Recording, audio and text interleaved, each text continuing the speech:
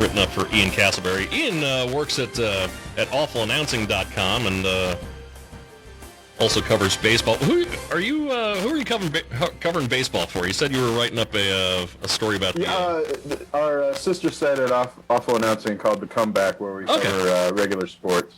Okay, all right. So awfulannouncing.com, thecomeback.com. Go check out Ian's work at both of those websites. Ian, how are you, bud?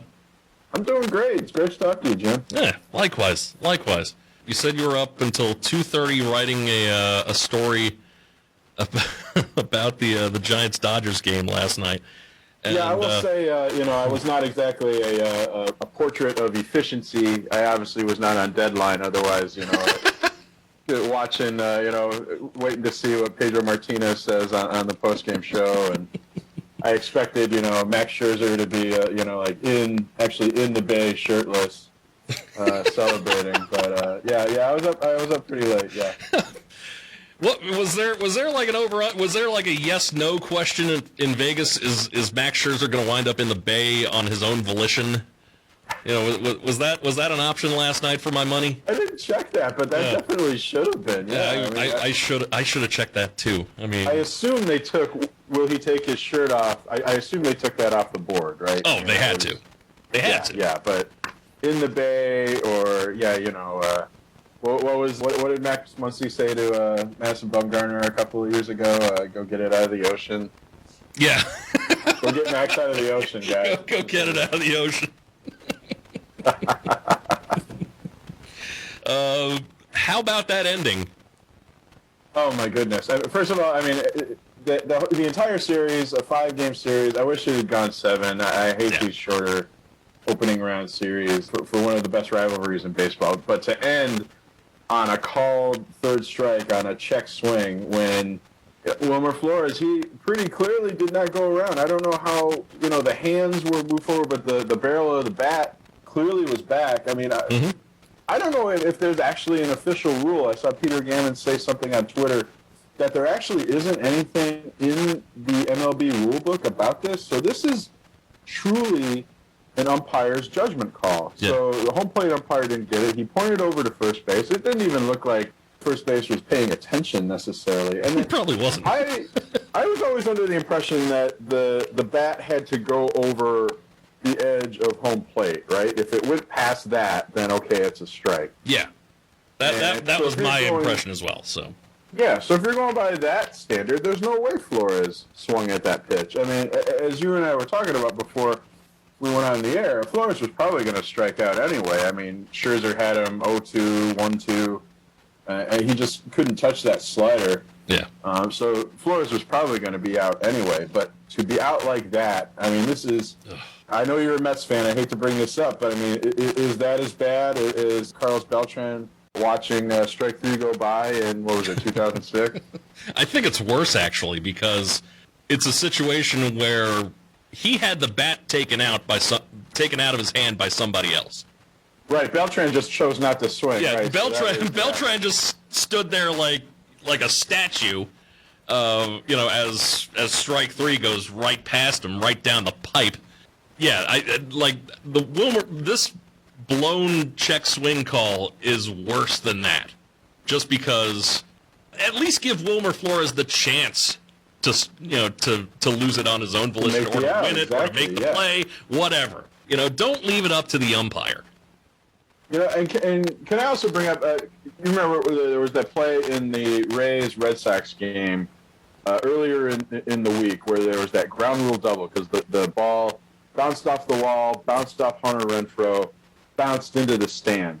Mm-hmm. And it was ruled a ground rule double, and a lot of people, were up in arms about that. Understandably, if you're a Rays fan, you were upset. It probably cost the Rays 2 runs. May have cost them the series, as it turns out. But then a lot of people were saying, well, okay, why can't it be a situation like when there's fan interference and, like a fan reaching out for a ball that goes down the line, and it was a fair ball, they thought it was a foul ball, and it's at the umpire's discretion to decide where the base runners go, right? He's like, well, he would have scored, he would have run 2 bases. So people were saying, leave it up to the umpire's discretion. And to anyone saying, let's leave it up to the umpire's discretion, I point to this called third strike on Wilmer Flores. Oh. Check swings are judgment calls and not reviewable under Major League Baseball replay rules, by the way. Yeah, like we were talking about. I mean, so on replay, I mean, it certainly looked definitively like he didn't go. I mean, is there like a certain camera angle that there would have to be if that was a reviewable play, to make sure that the bat didn't cross home plate? I guess, right. If you looked overhead, and then, of course, if you looked, from the first baseline. Yeah, there's always that overhead angle that you always see. I mean, Ron Darling had it, in live time even. He was just like, no. Yeah. Yeah, I was just, how... But then what if they'd still called him out after, like a 15-minute review or something like that? That almost would have been worse. You know what? I was thinking about that, too. And I was also thinking about something else, too. It stinks that we had the two best teams in the National League meet in the division round. Yeah. Like that, didn't there used to be a rule where divisional opponents didn't meet until the championship series in a league? I think that there was a rule like that. I mean, this was just one of those crazy flukes. Like, how many times is a team with 106 wins going to be a wild card? I mean, right. Major League Baseball overcorrected, was it in 1991 or 1992 when the Braves won 100 games and they didn't make the playoffs? So, we can't have that again. Or it was the Giants too. They won 103 games that year, lost on the final day of the season to the Dodgers of all teams, and that kept them out of the playoffs. Wow. Okay. Yeah. So it was the Giants. So So after that, we got to have a wild card. Mm-hmm. Yeah. Yeah. I guess you shouldn't have a divisional opponent face each other. Like you said, there used to be a rule about that, but I also wonder if it's just so fluky. Because we had the same thing in the American League with the Rays and the Red Sox facing each other, which kind of takes away. You'd like to have that series be for the pennant, but I wonder if that's just an overcorrection in most years. Also, the quote about the last pitch was a swing from crew chief Ted Barrett. This is a quote. Yeah, no, he doesn't want to say. End quote. Thank you for the insight. Thank you. Yeah. I always think, I've said this for years, I'm sure you feel the same way, I'm sure many of your listeners feel the same way. I feel like the umpires should have to face the media just like the players, just like the managers. Yeah. I don't know, it angers me when they get protected. Jim Joyce blows a perfect game for Armando Galarraga, and he doesn't have to face. He chose to talk to the media. Right. He didn't have to about it. He didn't have to, but I feel like they should have to. They should have to face the media. I feel like, I know this isn't going to happen because of unions and so forth. I feel like umpires need to be punished in terms of assignments. They do get punished in terms of they don't get postseason assignments and so forth. But if an umpire, let's just throw out a name like Angel Hernandez, for example. just a random name. Just off the top of my head, you say, by whatever measures, every metric that evaluates umpires, he stinks. Send him to the minors. Why don't we have that? Yeah. Why isn't there the minor league ladder of success for umpires as well? That's I'd like to see that actually. Their calls can end up sending a player to the minors, right? What if Wilmer Flores got sent to the minors because he struck out in that game? I know it's not going to happen again because of the union and so forth, but that's something I would like to see. At the very least, make it reviewable. Yes. So. Yeah, everything seems reviewable these days. You got all the cameras, especially for a postseason game. Turner's got every camera they own there at Oracle Park, right? Yeah. Make it reviewable. Anyway, moving on to some sports media stuff, which is, really what I actually wanted to have you on here for. But, who knew we were going to be blessed with so much material out of that game last night from one pitch? Oh, my goodness. Ian Castleberry from Awful Announcing and The Comeback on with me, by the way, at Sports Radio 960 AM WSBT. So we had two networks debut NHL coverage this week. Yes. With ESPN getting back in the game and also TNT starting, getting into the game for the first time with the NHL. Thoughts? Which did you like more? Which did you think was the better production? All that. Well, I have to say I was a little bit biased just in terms of interest and so forth in how Turner was going to do this because they had never done hockey before. Mm-hmm. Like ESPN Tuesday, it was sort of a nostalgia trip, victory lap, right? They play that music, some of the best theme music in sports, right? In TV sports media. Yeah. And the updated version is even better, man. Yes. I love that updated version.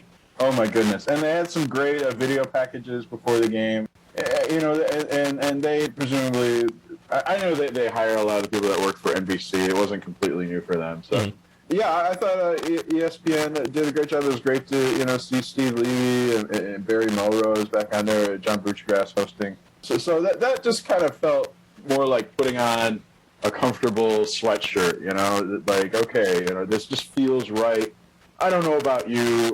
I didn't watch the NHL that much or as much when it was on NBC Sports Network. Part of that is because I'm a Detroit Red Wings fan, and my interest in hockey is flagged as the Red Wings have been terrible. I hate to admit I'm that kind of fan, but I am. Or at least I have become that. That's all right. So, yeah, I thought ESPN was solid. It was just it never should have left ESPN to begin with. It's great to see it be discussed on, even just a little bit on the daytime debate shows, to be, to talk about it on SportsCenter and so forth. Turner, I think, was a little shakier. I don't know if you saw the preseason debut last week. That was really rough. Was it? Okay. They had problems with the signal and the picture and the audio, and the studio crew with Liam McHugh and Rick Tocchet. Anson Carter, I think they were all a little just kind of feeling their way around a little bit. It felt more natural on ESPN. But it seems like they ironed out most of those bugs for the regular season debut on Wednesday. I was very curious. I thought it was a good move to bring in Charles Barkley to the studio show. I know some fans kind of rolled their eyes about it, and there was that gimmicky thing in intermission where Wayne Gretzky was shooting on goal with Barkley in there. I love that personally. I thought that was really funny. I found that really entertaining too. It wasn't game one of the Stanley Cup Finals, right? It was game one of regular season. Yeah. Have some fun. Game one of 80. It's like yeah. You bring TNT's most well-known sports personality over, who happens to be a really big hockey fan. Yeah. Who's a buddy with Wayne Gretzky. Who's the reason Wayne Gretzky has that job. I think Wayne Gretzky, whether or not he's going to be a good studio analyst remains to be seen. He's not going to be Charles Barkley. Nobody can be. But yeah, I thought in terms of the game presentation, I only watched the first game, the Rangers and Capitals.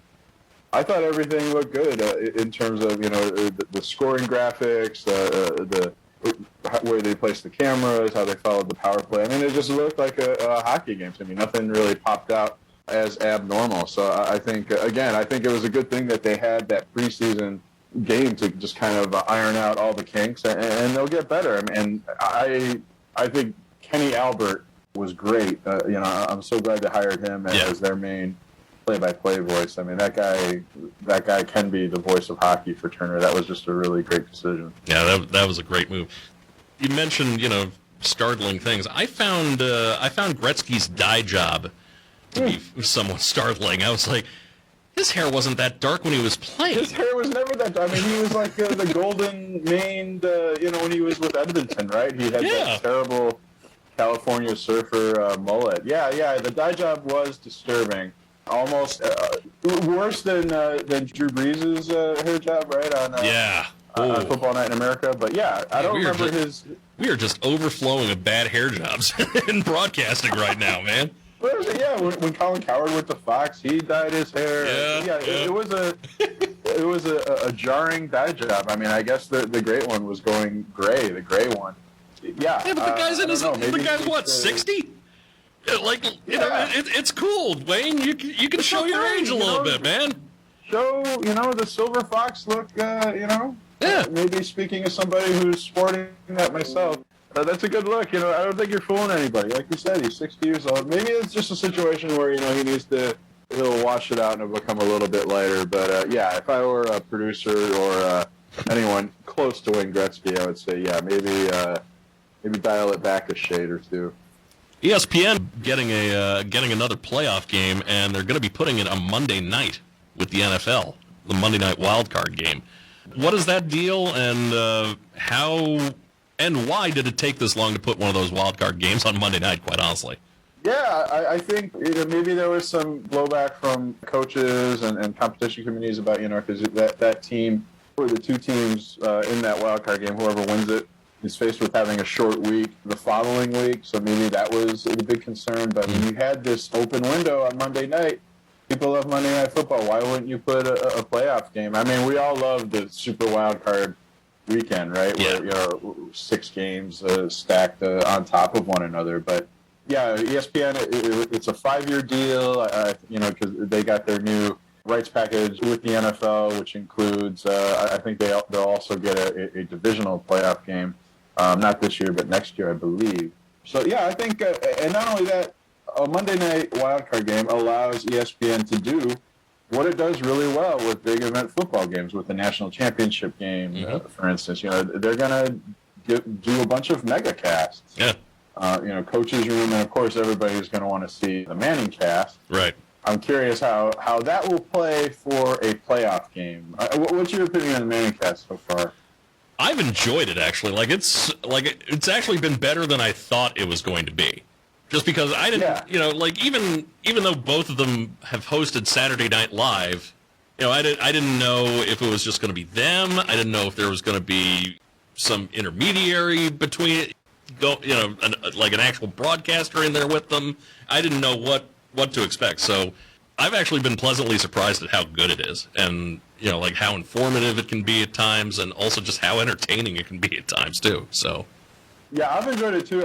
Week 2 the Lions were playing Monday Night Football, so I mean, being a Lions fan, I couldn't. I needed the traditional broadcast. I just needed yeah. 1st and 10 or whatever. I mean, if I had to do it over again, I guess I would have recorded the Manning cast and gone back and watched it later.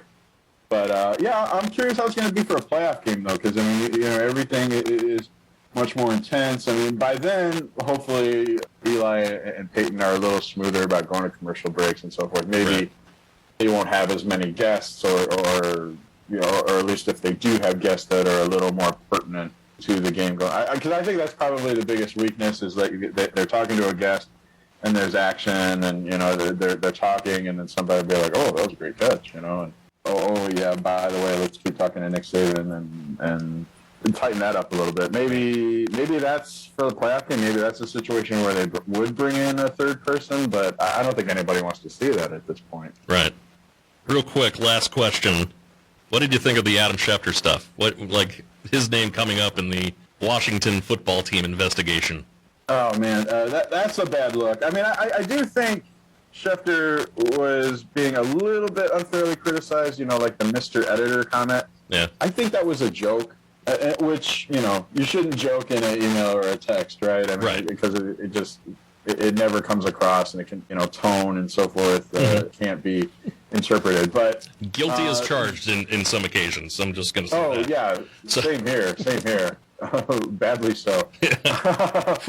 But yeah, it's a bad look to send an entire article to somebody and say, look it over, do you want to change anything? It's not PR.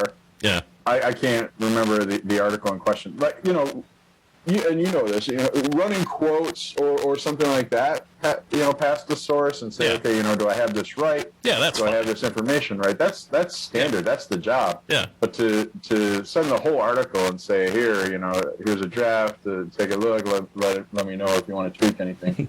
Put some notes on it. Yeah, right. Yeah. Make sure you call me Big Bruce Allen. Right. The one thing I haven't seen mentioned, though, I don't think this was the case, but I could see a situation where a source would make that contingent upon talking to the reporter, and then, in most cases you would say, okay, well, no go, no deal, right? Mm-hmm. I'm not going to give you editorial control of my article. But I do wonder if Bruce Allen maybe insisted on that, and maybe that's something we don't know. Right. And I don't think that's something Schefter would admit publicly if that was the case. Right. Because, again, it looks like he's ceding It's a terrible control. look. But yeah, it's a terrible look. It makes Schefter look like PR more than a reporter. But I think we also, one thing this has illuminated is that insiders like Schefter, like Adrian Wojnarowski, maybe Jeff Passan now, what they do to get that information, and communicate with sources is much different from what a quote-unquote reporter would do, especially, like an investigative piece or something like that. I think trading in information, you do see, a lot of favors exchanged and things like that we don't know about. All right. Time flies when you're having fun.